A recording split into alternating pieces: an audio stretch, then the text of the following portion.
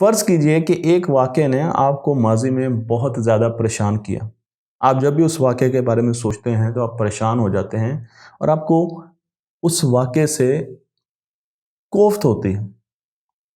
आपकी मेमोरी में वो वाक़या पक्का हो चुका है और अब आप चाहते हैं कि इस मेमोरी को बदला जाए। तो सबसे पहले तो आप उस वाक़ये को एक्सप्लोर कीजिए, जो कि आपको नाराज़ करता है, आपको कोफ़्त में लेकर आता है। आपने उसको रीप्ले करना है, अपनी मेमोरी में दोबारा चलाना है। जो-जो चीज़ें हुई उनको वैसे ही फ़ील कीजिए, स्मेल कीजिए एयर को, लोगों को देखिए जो आपकी तरफ देख रहे हैं, उस वाक़ये की डिटेल्स को देखिए। चलिए आपकी आसानी के लिए मैं आपको एक एग्ज़ाम्पल दे देता हूँ। कुछ अरसे पहले मैं इस्लामाबाद की तरफ रवां-दवां था जब भेरा पर मुझे अपनी गाड़ी में पेट्रोल डलवाना पड़ा। लेकिन मुझे एटीएम की शदीद ज़रूरत थी, मेरी जेब में पैसे नहीं थे और मैं एटीएम की लाइन में लग गया क्योंकि वहाँ पर कुछ और लोग भी खड़े थे। जब मैं लाइन में खड़ा हुआ था और अपनी बारी का इंतज़ार कर रहा था तो एक बहुत हेल्दी, सेहतमंद किस्म के साहब आए और उन्होंने लाइन को तोड़ा और आगे जाके खड़े हो गए। मैंने उनको हल्का-सा कहा कि आप पीछे जाके खड़े हों, लेकिन उनका बिहेवियर बहुत ही रफ़ था और उन्होंने काफ़ी बदतमीज़ी के साथ जवाब दिया। मुझे बहुत गुस्सा आया, मैं अपने आप को पावरलेस फ़ील कर रहा था क्योंकि उनकी सेहत देखकर तो वैसे ही मैं थोड़ा-सा पीछे हो गया था। गुस्से की वजह से मैं थोड़ा-थोड़ा काँपना भी शुरू हो गया, लेकिन मुझे उस सिचुएशन में अंदाज़ा नहीं हुआ, पता नहीं था कि मैंने क्या करना है। लेकिन उस मेमोरी ने एक बहुत ही नेगेटिव असर छोड़ा मेरे दिमाग पर। मैं बाद में भी उस चीज़ को सोचता रहा कि ऐसे सूरत-ए-हाल में मैं क्या कर सकता हूँ? मैं किस तरीके से इस किस्म की सिचुएशन को हैंडल कर सकता हूँ? मैंने उस पर रिसर्च की, कुछ किताबें पढ़ी, कुछ वीडियोज़ देखी और फिर मुझे एहसास हुआ कि मुझे कम से कम वहाँ पर उनसे उनका नाम लेकर, या अगर मुझे नाम नहीं पता है तो मुझे उनको मुखातिब करके ज़रा आवाज़ बुलंद करके असर्टिव लैंग्वेज में उनसे बात करनी चाहिए थी और बाकी लोगों को भी अपने साथ मिलाना चाहिए था। ये 2 काम मैं कर सकता था कि एक तो मैं उनसे बात करता और मेरी आवाज़ में ज़रा भारीपन आता और उसके साथ-साथ जितने बाकी लोग लाइन में खड़े थे, मैं उनको भी अपने साथ मिलाता। लेकिन वक़्त आया गया हो गया, मैं इस वाक़ये को कुछ हद तक भूल गया।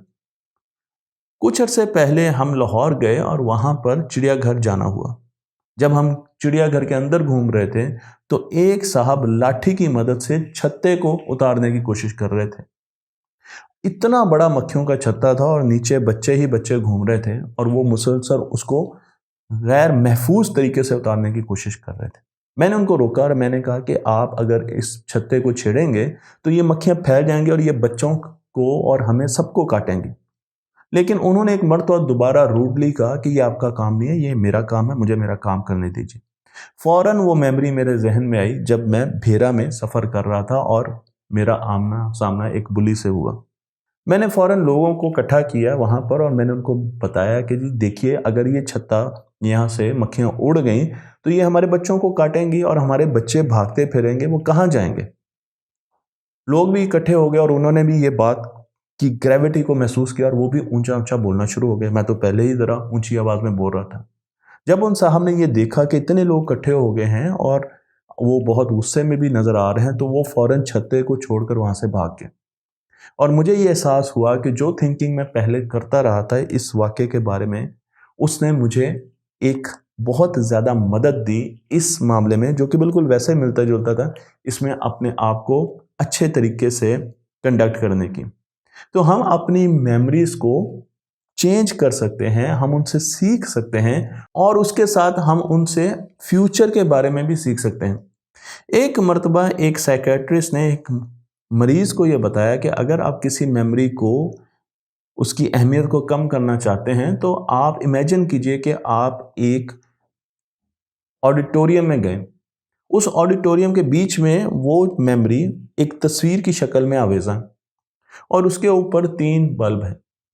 आप एक-एक करके उन तीनों बल्ब को बुझा दीजिए। अब उस मेमोरी के ऊपर रोशनी नहीं पड़ रही। वो मेमोरी बिल्कुल तारीक हो गई है और अब आप वापस उस ऑडिटोरियम से वापस निकल आइए।